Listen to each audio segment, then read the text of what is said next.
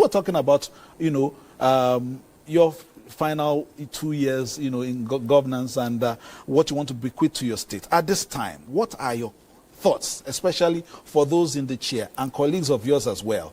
So many things have happened under the administration. The issue of local government continues to resonate. Getting the money directly to the local government, which is the first line in terms of, giving people protection, in terms of security, in terms of so many things. Are you making that dream, that objective come to pass in your state in terms of cascading down, the intentions of government to the Nigerian? You see, with the case of Nasarawa in particular, when you talk about this local government autonomy, in fact, it's even disadvantageous to them. When I came in since 2019, as far as their resources are concerned, the state government had never interfered with the spendings of the local government, ever. But you didn't even help them keep it at times? They keep their money on their own. They manage it. They have what they call their jack meetings. And from time to time, they share the template with me that this is how we are going to share, this is how we are going to share. What people fail to understand is that every time they keep saying, state governors are the ones who are touching the local government resources. Why don't they allow the local government, chairman to do this? People misunderstand that these local government, are they another set of human from heaven? Are they not Nigerians? So the problem that we have in Nigeria, they are human beings. They are also sometimes part of the problem. So what we did... In what way, please? They are part of the problem because people have this corruptive nature of touching what does not belong to them, of going ahead to, people have this generally in the country. We must face each other and tell each other the truth. These are the facts about Nigeria.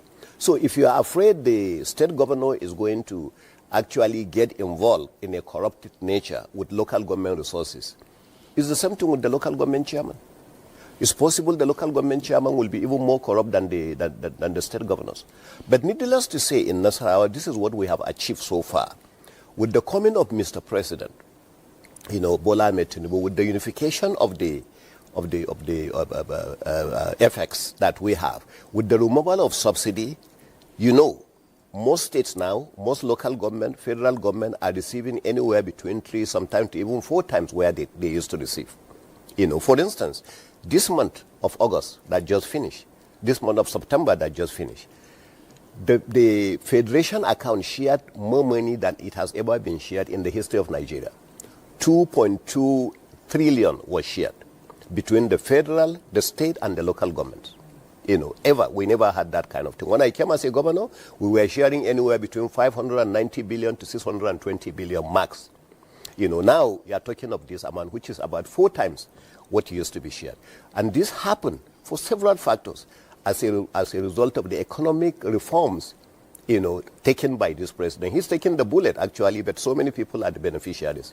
So it is left to the 3 tiers of government to develop programs for development and for sustainability of our economic in this country because of the kind of resources that we are sharing. That's why 2 days ago, we had the Northern Nigerian Economic Investment Summit.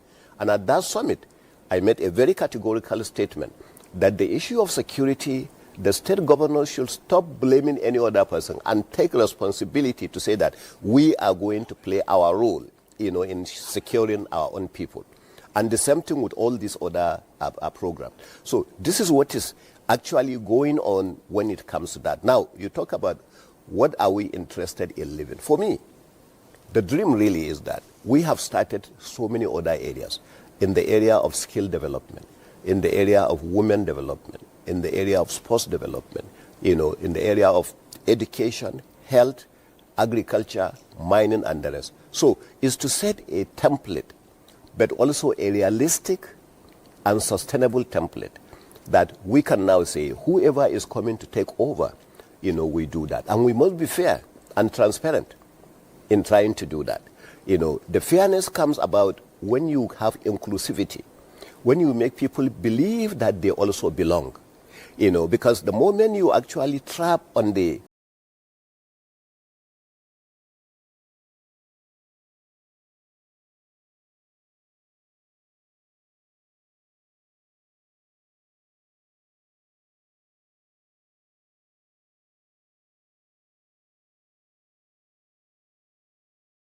Inclusive today in Nasarawa State, local government have actually savings, so they are not living hand to mouth.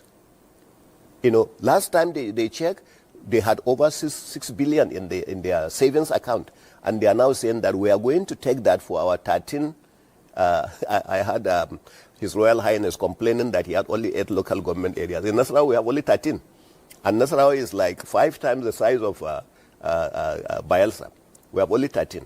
So I think it is not necessarily about the number of local government you have. It is the efficiency that you have in those local government, you know, whatever you are able to do with the people. Because the most important is touching the lives of the people in that local government. You know, if you have so many local government areas and they are not touching the lives of those people, it's as useless as not having local government areas. You know, it is better to have few, manage them, and be able to ensure that you are touching the lives of the people in the area of agriculture, water, health, you know, and that because in most time that's what people need. Then they need the roads, you know, and today electricity, solar can do a lot of things, and that's what we continue. All right.